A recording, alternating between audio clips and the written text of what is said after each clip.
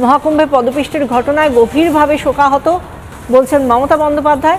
পদপিষ্টের ঘটনায় একাধিক জনের মৃত্যু, মৃতদের পরিবারের প্রতি আমার সমবেদনা পোস্ট করে লিখেছেন মমতা বন্দ্যোপাধ্যায়। গঙ্গাসাগর মেলা থেকে আমার শিক্ষা হলো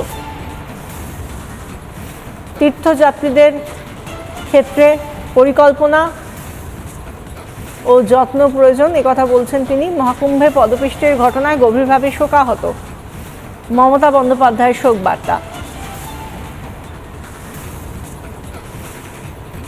মৃতদের পরিবারের প্রতি তাঁর সমবেদনা, সেই সঙ্গে গঙ্গাসাগর মেলা থেকে তাঁর শিক্ষার কথা তিনি বলেছেন তাঁর শোক বার্তায়।